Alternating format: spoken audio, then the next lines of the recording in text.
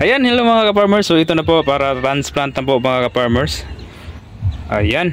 Ito po mga ka-farmers, ingatan po natin pagkuha ng seedlings. Ayan, let's go transplanting. Okay, ito ang unahin natin. Okay. Transplant na po tayo. Okay. Actually mga ka-farmers, naka-start na po kami ng transplanting. Ito po ang Sweet 16. Ayan, transplant na po yung Sweet 16 natin. So magandang panahon yun mga ka-farmers kasi hindi masyadong masakit yung init natin. Mainit, hindi masakit yung araw. Hindi masyadong mainit. So maganda po yun sa pag-transplant natin. Ayan, may mga milo na yan.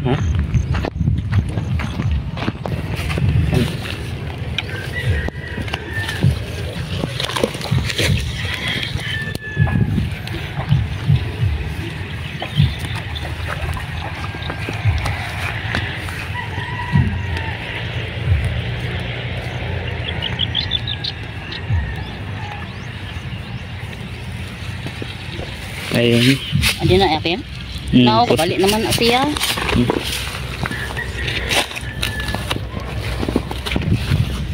Gamay man nino kato nabilos bala ninyo.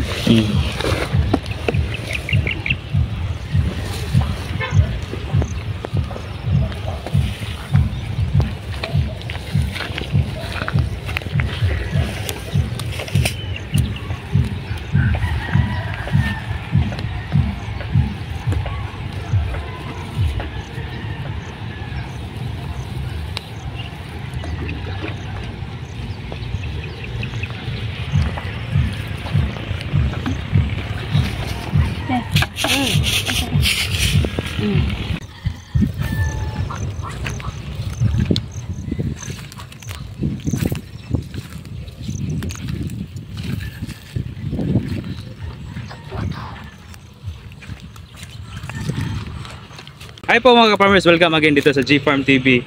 Ayan mga ka-farmers, ang episode nito ay mag-transplant po tayo ng ating seedlings na Sweet 16 na variety na watermelon at Sweet Harmony na cantaloupe, yung Sweet Harmony na variety, so sa sweet melon.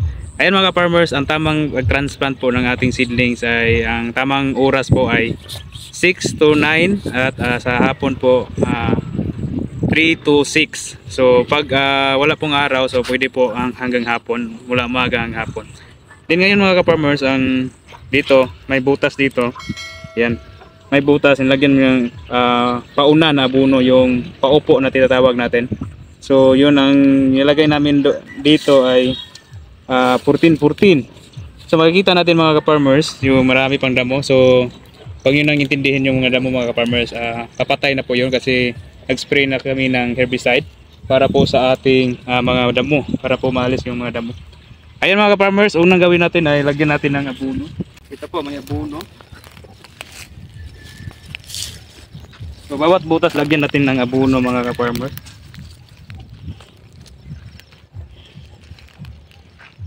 Ito po ay tinatawag na paupo.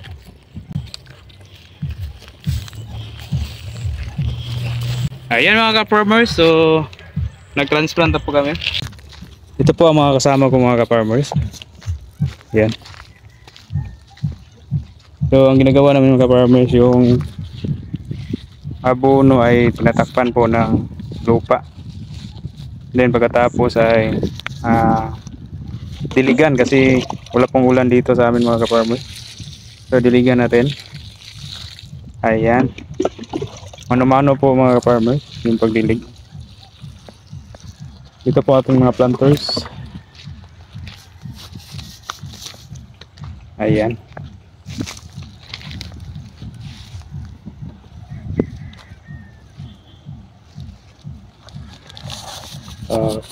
Okay mga ka-farmers, ngayon mga ka-farmers, natapos na namin nag-transplant ng aming watermelon. So makita nyo mga ka-farmers, ito po. So bagong transplant po yan mga ka-farmers, papunta doon. Ito po ang na ulahi. So ito po mga farmers ang nauna, so 1 week after transplanting, ito na po ang itsura mga ka-farmers. Okay, ito pong itsura mga ka-farmers, makita nyo. Para dumalaga na po. So pwede na po itong mag-pruning. Ayan mga ka-farmers, update lang kayo sa next week kung ano ang itsura ng ating watermelon. Thank you po, God bless and happy farming po sa lahat.